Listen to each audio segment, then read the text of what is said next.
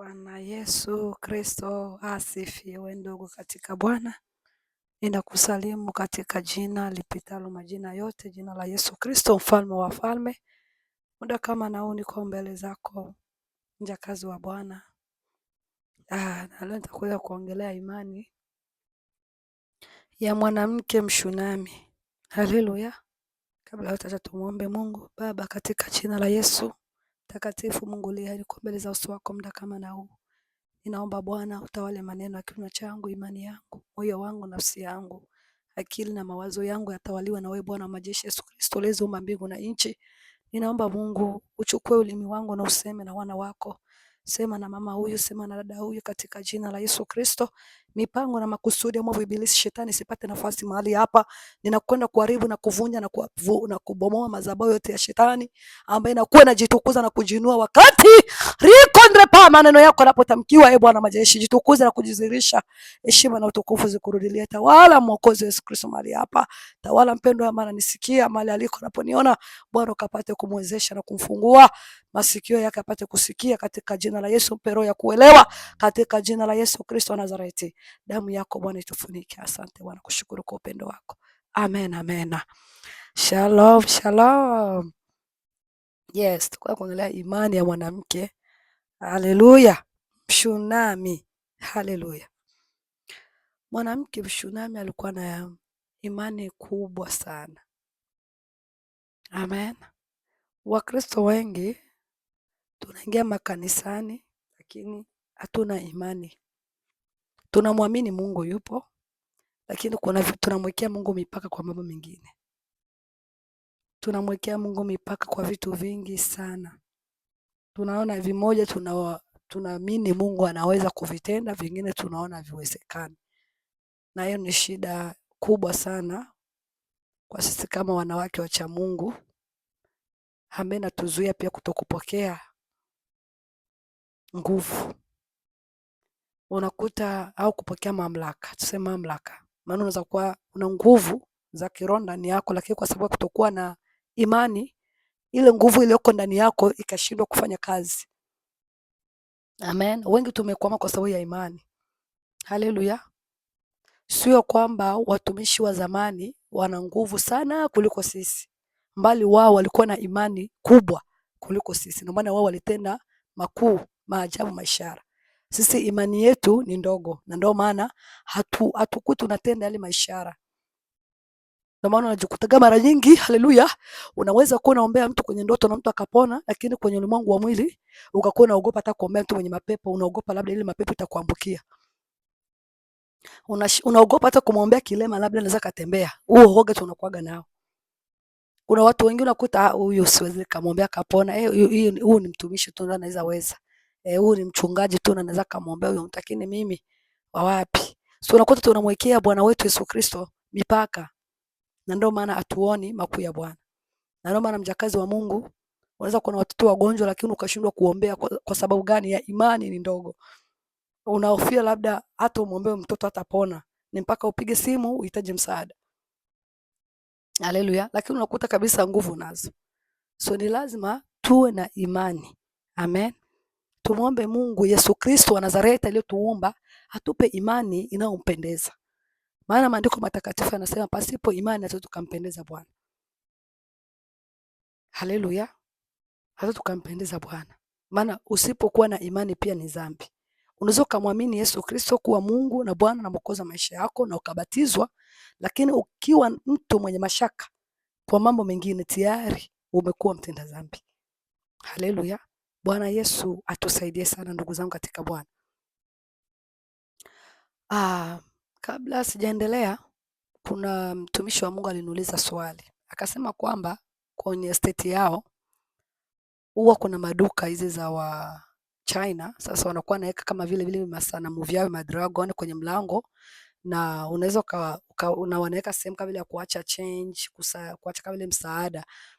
Wataandika msaada wa kusaidia watoto hivi, na lakini unakuta kitu ambacho unawekea hizo hela ni kidragon, kinyoka au kisanamu fulani. Ndio alikuwa anauliza, je, ni sahihi kufanya hivyo, kuweka msaada ambao unaenda kuwasaidia watu ndani ya hilo sanamu? Hapana, sio sahihi. Sio sahihi, ni vibaya mno. Na kama viko ndani ya state yenu kwenye maduka unakuta kunaekewa kitu afu eti kinaomba msaada, nyinyi ni kama vile unawapa hela yako kwenye miungu. So inabidi kuwa makini sana. Ni swali ambayo ameniuliza, na kuna swali ambayo ameuliza mjakazi mwingine ndani ya kundi letu la Mkristo Bora. Akauliza kwamba kwa wale ambao unakutaga amefiwa na ndugu, lakini sio kwamba ataenda makaburini eti kuomba, kwa sababu wengi wanajua, mmoja wanajua ni kosa na ni dhambi, lakini wengine wanafanyaga tu sherehe pale nyumbani kwao, wanafanya sherehe ya nyumbani ya kukumbuka mpendwa wao aliyowaacha. Hiyo pia ni dhambi na ni kosa, tayari mnajifunga kwenye ulimwengu wa roho. Haleluya, mnafungua kabisa milango ya mapepo kuandama, na makuta mafamilia nyingi wamefungwa kwa sababu ya kutokujua. Bwana Yesu apate kutusaidia.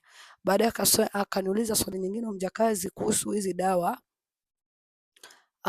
za mbu. Kuna dawa za mbu utakuta ziko sawa vile sio kama vile nyoka vile unakuta na kanajichora, zile nazo ni mbaya, sio nzuri. Kwanza kwenye ulimwengu wa roho na hata kwa afya yako tu sio nzuri. Ile mioshi ikikuwa na kuingia pale wanaandika inaweza kukuletea magonjwa mbeleni. So inabidi uwe makini sana na kuweka vitu vya harufu kali eti unaua mbu. Hapana, kuwa makini sana, tafuta vitu vya natural ambavyo vitapaswa kusaidia. Hapana mambo ambayo yana hatari hata yatakuingiza kwenye shida mbeleni. Lazima tuwe makini. Hauwezi ona tundu liko hapo ukasema eti nitadumbukia Bwana ataniokoa. Hapana, hata roho na akili zimtumikie nani? Mwokozi wetu Yesu Kristo. Na najua wengine huwa watii, kwa sababu naweza katembea hata nyumba za Wakristo, tunaongelea sana kuhusu vyakula vya hapa Marekani, hata vyakula vya uwandani, sio tu hapa nchi zote za Ulaya, hata Afrika. Vyakula vingi vya uwandani vinaleta madhara na magonjwa sana kwa watoto na kuharibu hata watoto. Lakini unakuta nyumba za Wakristo ambao tuna imani moja nao, unakuta bado wanalisha watoto cereals za chocolate, wanauza watoto wao vyakula ambavyo Mungu havimpi Mungu utukufu, na vyakula vingi vinaharibu akili ya watoto. Hata kuna mama mwingine mwongea naye ambaye aliniambia ushuhuda mzito sana. Huyu mama aliishi maisha yake yote ni Muislamu, lakini siku moja akaona maono, akasikia sauti iko namwambia, wewe utaenda wapi? Unajua nafsi yako itaenda wapi? Yeye mwenyewe akajijibu kwenye hiyo ndoto, kwenye maono alikuwa anaota, mimi ninaenda jehanamu. Kwa sababu yani nafsi huwa inasema kweli.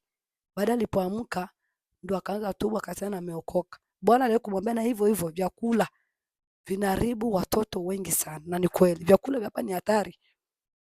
Haleluya, vyakula ni hatari mno, na tunaviongelea mara kwa mara. Unakuta ambao wanaomba kila siku, hawachelewi ndani ya magrupu ya kuomba, lakini ukitembelea kwenye manyumba zao ukute vyakula ambavyo wanalisha watoto wao, unaweza kuona huruma. Chakula ambacho kinaruhusiwa tule ni kile ambacho unaweza pika. Samaki, unaona, nyama hii ya kawaida, na mbuzi, ng'ombe, kuku ambavyo viko vya asili. Amen. Vyakula ya majani, matunda. So kuna vitu vingi ambavyo tunaweza, uwali, maragi, ni vingi ambavyo tunaweza kukalisha watoto wetu. Sio mpaka tukimbilie vyakula vya haraka haraka eti manuros. Vinaleta hatari kwa watoto wetu. Tuepuke sana, na vinaharibu psychology na akili ya watoto wetu. Kingine kitu ambacho mama Mungu alimwambiaga ni lugha ya Kiingereza. Watoto wengi kwa sababu kutokujua lugha zao, ni vizuri mtoto ajue lugha ya Kiingereza na pia ajue lugha ya kwako.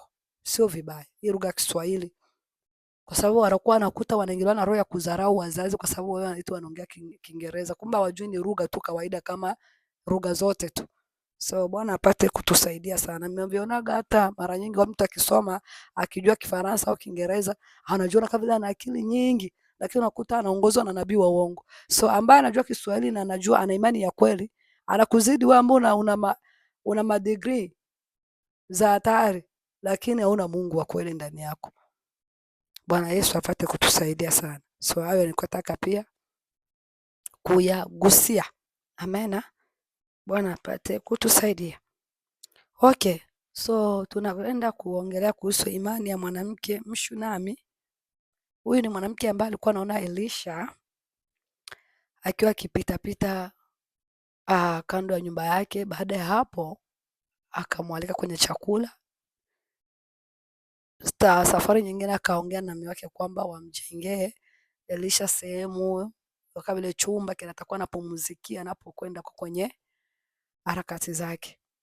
Na mume wake akamkubalia, akaanza ishi hapo, anampikia chakula, vitu kama hivyo. Kwa sababu yeye sio kwamba eti alifunuliwa ndoto au maono. Aliamini, mwenyewe akasema moyoni mwake, huyu namuona, huyu ni mtakatifu wa Bwana. Huyu ni mtu wa Mungu. Amen.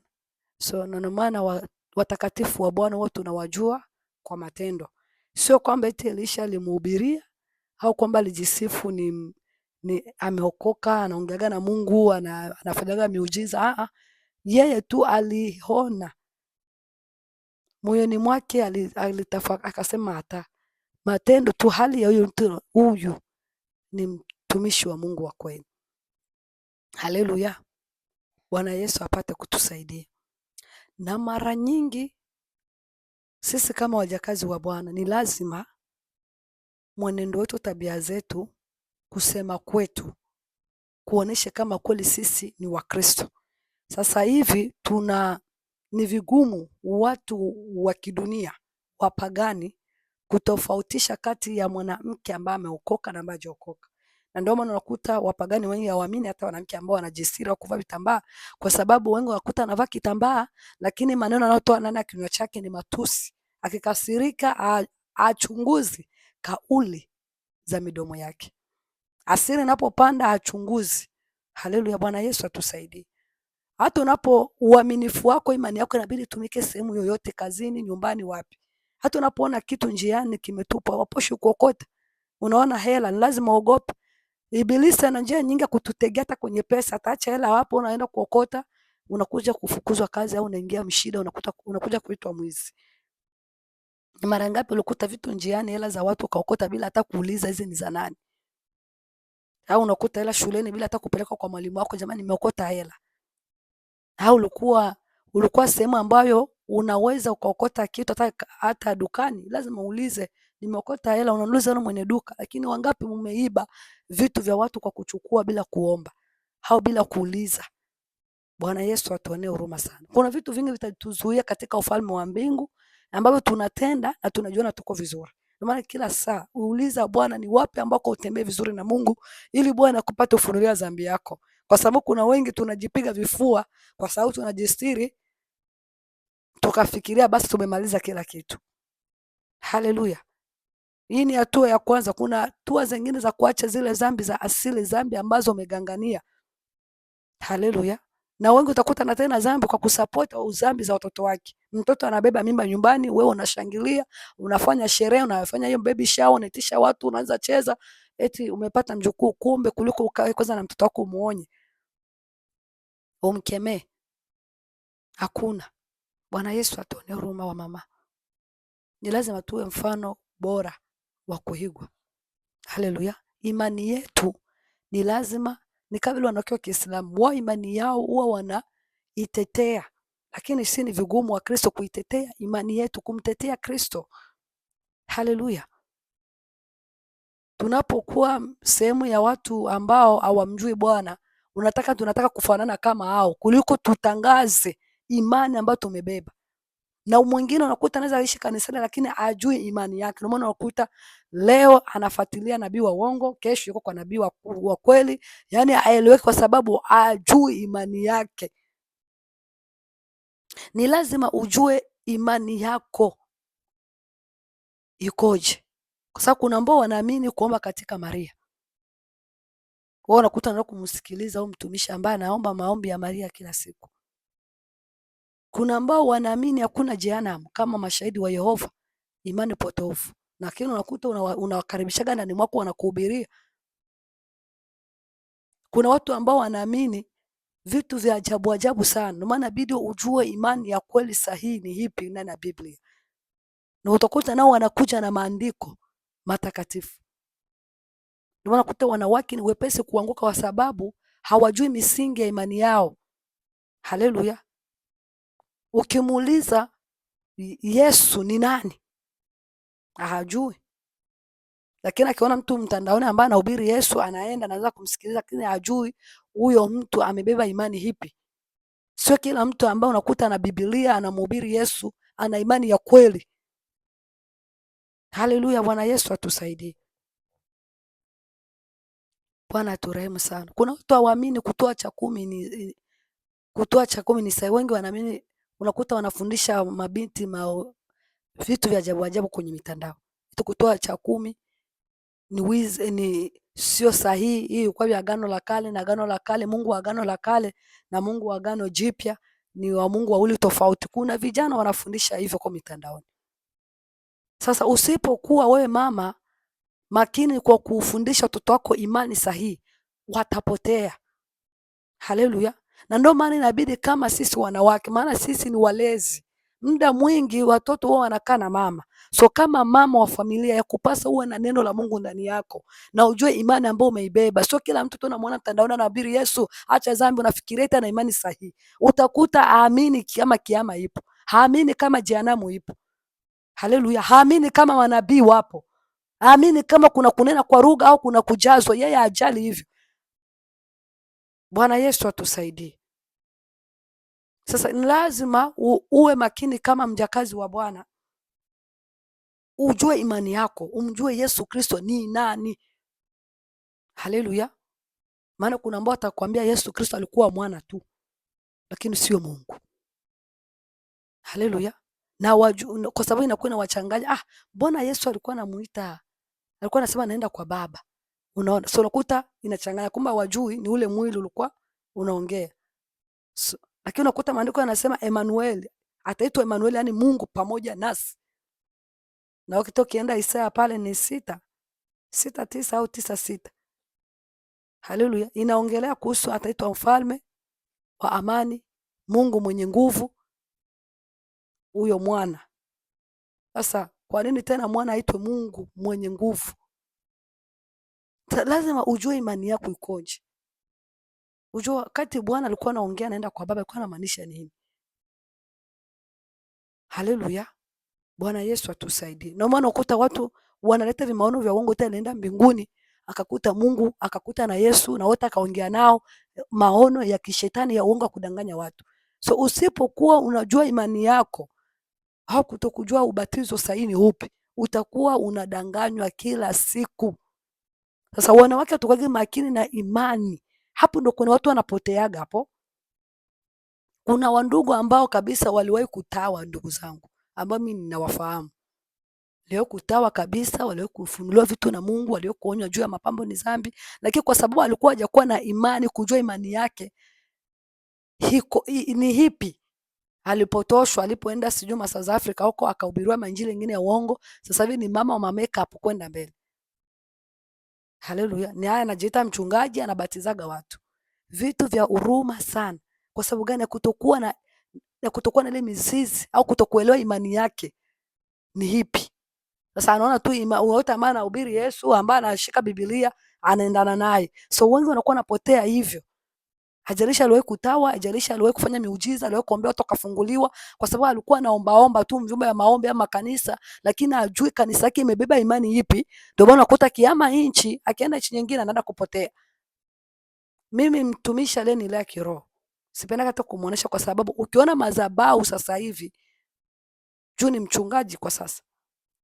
Ukiona kanisa yake unaweza ukalia. Wanawake ni masuruali, kwa sababu alikuwa anahubiri injili yote miaka, lakini alikuwa hajajua imani ya kweli ni ipi. Na Bwana akanionyesha gisi kanisa lake lilivyochafuka, nikamwambia, akasema eti iko kwenye wito. Nikasema wakati Bwana alikuita, yani leo kukua wito. Unaona kwa jinsi watu wanapopotea? Eti kwa ndani ya wito ndio Bwana anaacha wanawake wasimame na masuruali kwenye madhabahu. Yani unaweza ukaona huruma. Mtu ambaye alifunuliwa na Mungu wa mbinguni kama makeup, mawigi yatapeleka wanawake jehanamu. Mtu ambaye alikuja kupewa macho. Alikuwa anafunuliwa vitu na Mungu vya hatari sana. Lakini leo hii madhabahu yake yamejaa uchafu. Ni mtumishi aliyenilea kiroho miaka nyingi, karibia miaka 7.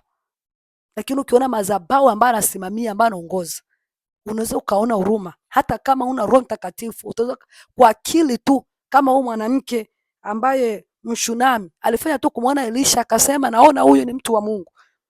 Hata kama una roho wa Mungu, ukiona madhabahu ya huyo mtumishi utasema hakika huyu baba amepotea, huyu kijana amepotea. Lakini anakwambia hicho iko ndani ya wito tu, ndio maana anaacha hivyo wanawake wakae na masuruali. Na ndio anaimba kwaya, ndio wako kwenye praise worship, ndio huwa wanajua anakuwa anahubiri sometimes Mkiswahili au Mkiingereza, ndio wana translate huko masuruali. Kwa sababu ya kutokuwa na hakukuwa na ile mizizi ya imani. Kwa sababu unapokuwa na mizizi ya imani, hauwezi ukadanganywa na mhubiri yoyote, japokuwa ni mjanja na mwerevu katika kufundisha. Sasa ijue imani yako ni ipi, dada mama unanisikia. Kanisa mbona niliingia, je, unajua imani inayobeba hiyo kanisa? Au unakaa tu juu ule upone, uombewe, ufunguliwe, au kwa sababu ya vipawa tu unatabiri tu, lakini haujui imani ya hilo kanisa ni imani ipi? Misingi ya imani ya hilo kanisa ni ipi? Watu wengi wako ndani ya makanisa, lakini ukiwaambia imani yako ina misingi gani, hajui. Atakwambia tunamwamini tu Yesu Kristo kuwa Bwana Mungu na Mwokozi wetu, alikufa na kufufuka, basi vingine vyote hajui. Haleluya. Kuna watu hawaamini kama kuna mapepo watu mdunia, hawajui hivyo. Kuna watu hawaamini kama kuna kufungwa kiroho, unaweza kuwa unaishi na kwenye ulimwengu wa roho kama umefungwa. Unakuta mtu anaota mara nyingi mandoto za ajabu ajabu. Haleluya. Unakuta mtu anaota anakuwa anatumikishwa, yuko porini. Ukimwambia mchungaji mwingine atakwambia ni mawazo yako tu. Kuna mabiti, kuna mama hata ndani ya ndoa anaota anakuwa anazini na mume wake au na watu wengine, lakini ukimwambia mchungaji atakwambia tu hiyo ni tamaa tu, unakuwa unafikiria mume wako sana. Hajui kama huyo mtu amefungwa. Na ukimwambia huyo mtu hivyo hataelewa, vijui. Haleluya. Bwana Yesu atusaidie ndugu zangu katika Bwana. Ni lazima uwe unaishi ndani ya kanisa na ujue hiyo kanisa imebeba imani ipi. Kuna makanisa mengi yanamhubiri Yesu Kristo, lakini imani yao ni imani potovu ya kupeleka watu motoni, na hiyo kitu cha kuepuka sana. Haleluya. Kuna makanisa ambayo ninaweka kwenye mitandao kwa YouTube, hapa YouTube, ambayo inaamini eti ni Waislamu, ni Wakristo, sisi sote ni Mungu huyo. Kumbe hawajui tuko tofauti. Bwana wa majeshi Yesu Kristo hajui Muislamu, na kuna Muislamu atakaingia katika ufalme wa mbingu. Haleluya. Hakuna waabudu sanamu, wanaabudu Maria, wanaweka kisanamu, watakao urithi ufalme wa mbingu. Bwana Yesu atusaidie. Na kuna watu ambao wanaamini kabisa, hao wachezaji wa mpira au waimba manyimbo za kidunia, wanapoeti imba vizuri wanaamini eti ni Mungu ameona. Kwa sababu eti unakuta wanakuambia wachungaji eti kama ingekuwa sio Mungu ambaye amemuinua yule kijana mpiga muziki, unaona angevuma hivi. Imani potofu. Lazima ujue imani yako. Haleluya. Ukijua imani yako huwezi ukaanguka. Na imani yako ikibeba woga wa dhambi, kumwogopa Mungu, hawezi ukaanguka. Kornelio alikuwa mtu wa mataifa, lakini maombi yake na sadaka yake ilikubaliwa mbele ya macho ya Mungu kwa sababu alikuwa na woga wa Mungu. Haleluya. Kumbe sadaka yako inaweza kukubaliwa pia au kukataliwa usipokuwa na woga wa Mungu. Maombi ya Kornelio ilikubaliwa kwa sababu alikuwa na woga wa Mungu. Sio kwa sababu eti aliomba sana, alifunga sana, alitoa sadaka nyingi, hapana. Unaweza ukatoa mamilioni, ukatoa manyumba zako, ukawapa mchungaji, ukatoa kwa mayatima, vitu vingi, lakini Bwana akaikataa kwa sababu hauna ile hofu, hauna ule woga wa Mungu ndani yako. Bwana Yesu atusaidie. Haleluya. Sasa wanawake wengi hatujui imani ambayo tuko nayo. Tunaishi makanisa tu, lakini hatujui misingi ya imani yetu ni ipi. Haleluya. Bwana Yesu atusaidie. Na tunamwamini Bwana. Na maana leo unaweza kuwa kwenye ukweli chache, kesho kwa makanisa ya nina mengine ambayo yaliweke mabatista ambayo waamini Roho Mtakatifu kama ni Mungu. Kwa sababu haujui msingi wa imani yako. Bwana Yesu atuonee huruma. Maana tunatangatanga. Ukisikia tu mtu tu anamtaja Bwana basi, lakini hujui chimbuko la imani yake ni ipi. Haleluya. Ni lazima ujue imani ambao watu wamebeba. Hapo ndo kunaanziaga, na maana unakuta vurugu kwenye makanisa ni nyingi, matengano, mavurugu, kwa sababu watu wanakutaga wanajiunga pamoja, kumbe hawajuani, kila mtu kuna imani yake. Unashangaa mbona ile kanisa ile bomoka kama hapa Marekani, ndio vipi? Wachungaji kugawanyika kwa sababu wamebeba imani tofauti. So unakuta watu wanajiunga pamoja, kumbe wana imani tofauti, misingi yao iko tofauti. Baada ya miaka moja, miaka miwili wanagawana imani. Haleluya. Fundisha sana watoto wako imani ya kweli. Haleluya. Imani ya misingi ya mitume na manabii. Bwana Yesu atusaidie. Lazima aminisha watoto wako. Usipojazwa na Roho wa Mungu hauwezi ukamwona Mungu, hauwezi ukaurithi ufalme wa mbingu. Lazima watoto wako waamini kama Mungu ni umoja, hakuna wa Mungu watatu. Mungu ni umoja, aliyeziumba mbingu na nchi ni mmoja. Lazima watoto wako wajue hicho kitu, hata utakapozeheka hawatawahi kuisahau. Mama yetu aliyokutuambia Mungu ni mmoja, ambaye ni Yesu Kristo aliyeziumba mbingu na nchi. Wakisema Bwana sasa alikuwa ni mwana, ule mwili ndio ulikuwa mwana, lakini yeye alikuwa ni Mungu mzima. Alivaa mwili ili aje kwa sababu ya upendo alionao kwa sababu ya mwanadamu, apate kutuokoa. Haleluya. Bwana Yesu atusaidie sana. So wengi wanawake tunapotoka na tunapotoshwa, maana neno la Mungu linasema watu wangu wanaangamia kwa kukosa maarifa ya neno la Mungu. Tunakosa maarifa ya neno la kosa, na Bwana amesema na kwa sababu tumeyakataa maarifa, naye atatukataa. Haleluya. Hata ukisoma kitabu hapa cha Isaya 30 na mstari wake wa kwanza, nasema ole wa watoto wa hasi, asema Bwana, watakao mashauri lakini hawayataki kwangu mimi, wajifunikao kifuniko lakini si cha roho yangu, wapate kuongeza dhambi juu ya dhambi. Bwana Yesu atusaidie. So, ole. Wengi unakuta anapenda mashauri, lakini ukishauriwa maneno ya Mungu haupendi yale ambayo yanakuumiza, haupendi ule ukweli ambao unakuchana chana. Acha hiyo mapambo, yatakupeleka motoni. Hutaki kusikia hivyo, acha hivi masuruali wewe, acha hiyo ujinga, hutaki kusikia hivyo.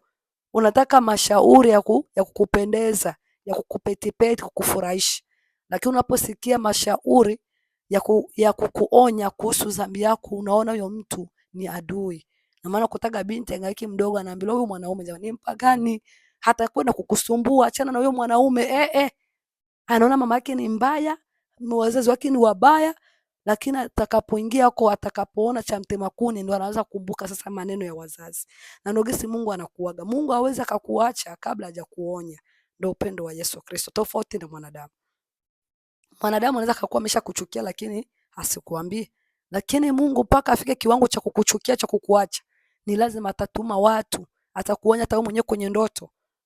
Lakini kwa sababu ya moyo wako kuwa mgumu, ukashindwa kusikia maneno ya Bwana. Bwana Yesu atusaidie. Tuone kwa mwanamke huyu Mshunami ambaye alikuwa ni mjane, alikuwa ni tasa, lakini alikuwa na mume wake ambaye alikuwa ameshakuwa mzee sana. Kitu kikubwa nimetaka ni kusaidie kuhusu imani ya mwanamke. Alikuwa ni tasa, lakini alikuwa ni mwanamke ambaye alikuwa hata na cheo. Sasa Elisha kaza kuuliza Gehazi, unaona mwanamke tunataka tukamfanyizia nini? Tunataka tukamsaidia nini? Ametulea, ametulisha. Walipomuita akasema, yeye alisema tu yuko anaishi yeye na watu wake, yani kama mtu alikuwa hahitaji chochote. Lakini Gehazi akasema hapana, huyu mwanamke mume wake ishakuwa mzee na ana mtoto, ingekuwa ni bora tu awe na mtoto. Elisha akamuita akamwambia, mwakani utakuwa na mtoto. Yeye akasema usinidanganye bwana wangu, usidanganye mjakazi wako. Lakini ikakuwa hivyo hivyo. Yale ambayo aliyomtabiria Elisha, akatokea akazaa mtoto wa kiume. Lakini wakati miaka ilipoenda, yule mtoto akaumwa akafariki. Wana sasa imani ya mwanamke. Hapo ndo nataka nikuoneshe utofauti wa huyu mwanamke Mshunami na sisi. Yeye hakulalamika hapo. Unajua mara nyingi jaribu linapoingana na familia, wengi tunaanzaga kulalamika na kuanza kutoa matatizo yetu kwa watu, tena wapagani. Kuanza kuwalalamikia wapagani kuliko kuweza kukaa chini kutafakari, kukimbilia watumishi wa Mungu au kumkimbilia Bwana. Kile huyu mwanamke alichofanya, hakupiga kelele. Imani moja sio kwa kawaida. Mtoto aliumwa kichwa, akakaa naye, baadaye mtoto akamfia. Hatukusikia mwita alilalamika, alipiga kelele tukuita majirani.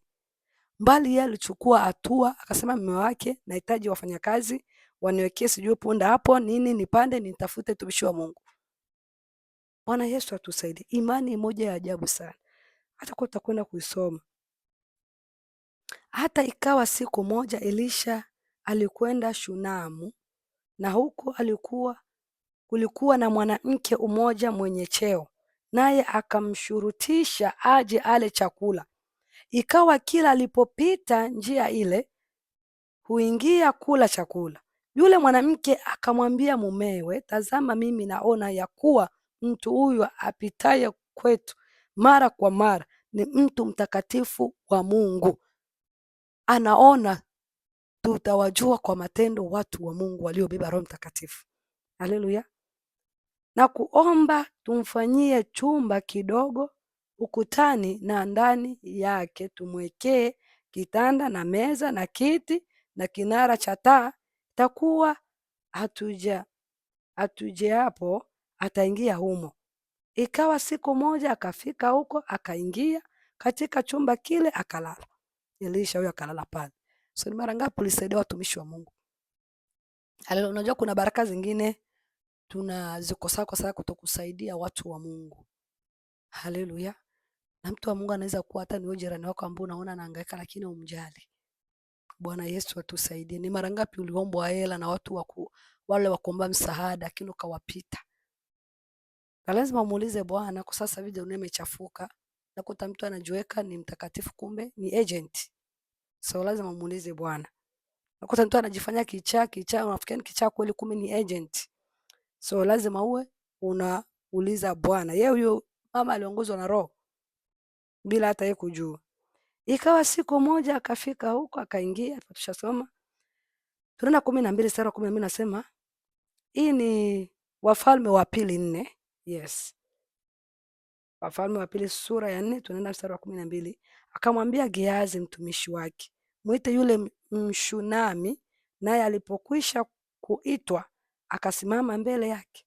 Akamwambia, sema naye sasa, tazama wewe umetutunza sana namna hii, utendewe nini basi? Anamuuliza Elisha, anamuuliza yule mwanamke, je, uombewe neno kwa mfalme au kwa amiri wa jeshi? Yule mwanamke akamjibu, mimi ninakaa katika watu wangu mwenyewe. Akasema, basi atendewe nini? Gehazi akajibu, hakika hana mwana na mumewe ni mzee. Haleluya. So ukishuka hapo ndio inaongelea sababu gisi mtoto alivyopokea ujauzito na hadi akajifungua na mtoto akakua. Amen. So nataka tu kusomea kidogo. Lakini uone sasa cha ajabu, mtoto alipokufa, huyo mama alipiga hatua, akaenda kumfuata. Akamfuata Elisha. Alitembea njia yote kwa kimya, halii wala nini. Akaenda sasa kumlilia Elisha kwenye miguu yake. Haleluya. Yaani hakuwahi kukimbilia hospitalini kwanza, aite majirani. Alimkimbilia Elisha, mtumishi wa Mungu. Ndio maana sisi tunapokuwa na jaribu yote linapotokea, kitu cha kwanza, hata ni nzito kiasi gani, tunamkimbilia Bwana wetu Yesu Kristo. Haleluya. Kabla ya kukimbia hospitalini, ya kukimbia wapi, kwa ndugu, kupiga masimu kwa misaada ya mapolisi wapi, tumkimbilie kwanza Bwana wetu Yesu Kristo. Yeye ndo ana majibu yetu. Yeye ndo msaada mkuu. Haleluya. Bwana Yesu atusaidie. Imani ya mama ni imani kubwa sana. Mama wa tofauti. Na ni kweli ndio pale sasa akatuma Gehazi mara kwanza ya kutokea muujiza, ya mara pili mwenyewe Elisha akafika, ndio pale akaeka macho kwa macho, pua kwa pua, na mpaka leo kuna watumishi wao wanaiga huu muujiza, hawajui Bwana alitumika tu kwa Elisha. Sasa wengine bado wanakuwa naiga. Kuna mama mmoja kwa tunaomba naye miaka iliyopita huko nyuma, akasema kwamba mama yake aliwahi kupelekwa kwenye maombi Kongo huko. Sasa huyo baba alikuwa na lea sana wa mama hapo kwenye chumba chake cha maombi. Sasa alikuwa anafanya mmoja mmoja, anaingia anafanya huo muujiza eti wa Elisha, kuikalia mwanamke juu, anaweka pua kwa pua, macho kwa macho hivyo. Kumbe ilikuwa ni njia tena kutembea nao kimwili. Sasa ulikuta wamoja walibeba mimba hapo. Kwa sababu gani? Ya kutokuwa na neno la Mungu. Ukikosa neno la Mungu utadanganywa. Ukikosa neno la Mungu, mwanamke mwenzangu, utadanganywa, utaliwa pesa. Watakwambia ukitaka kupona leta $100. Tuma hela ya, kuna wengine hapa unakuta wanapiga masimu Afrika eti waombewe. Wanaambia eti huku ujumbe ulishuka, tunahitaji mbuzi, tunahitaji gaze ya soda, tunahitaji vya uongo tu. Maombi inakuwa bure. Mtu mwenyewe aguswe, ashukuru Mungu kwa ile kidogo aliyopata. Amen. Sasa unapokosa neno la Mungu utadanganywa sana na hii miujiza ya Biblia ambao watu wanaanza pia kuiiga. Bwana anakuaga ni Bwana, huwa atumii tu muujiza huyo mmoja kwa kila mtu. Hii ilikuwa ni zamu ambayo alichukuliwa mtoto na sio ya kwako wewe. Haleluya. Tuliachwa jina pekee la Yesu Kristo. Ukiomba kwa jina la Bwana, miujiza inatendeka. Sasa mtoto akapona. Alisimamaga na akaishi. Haleluya. Huna imani ya huyu mama. Na ndio imani ambayo tunapaswa kubeba. Kwa tuko katika shida, unachukuaga hatua gani? Mara nyingi tunapokuwa kwenye shida, huwa tunaanza tunaonaga si vile Mungu hichi kitu hawezi. Ile ni jaribu kubwa. Kama huyu mama Mshunami, ilikuwa jaribu kubwa ya kufiwa na mtoto. Mtu mwingine angekimbia tu hospitalini moja kwa moja. Lakini alisema hapana, kuna mtumishi wa Mungu. Haleluya. Na sio kwamba mama aliwahi kuona miujiza ya Elisha ita kifufua wafu.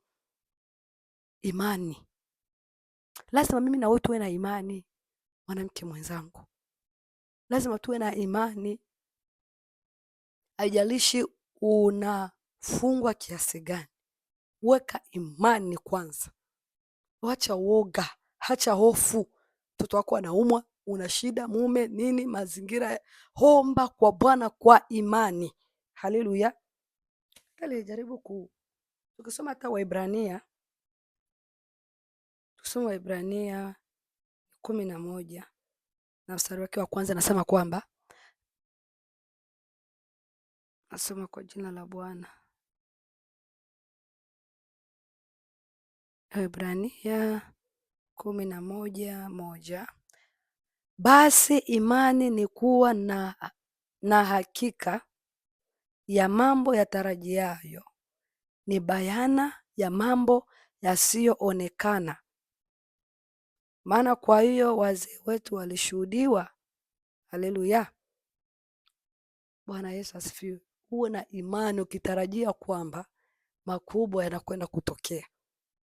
Lakini ukikuwa tu na imani, unaamini Mungu yuko anaweza, lakini kwa hili basi ukiweka tu shaka, na mashaka ni adui wa imani, unaharibu muujiza wako.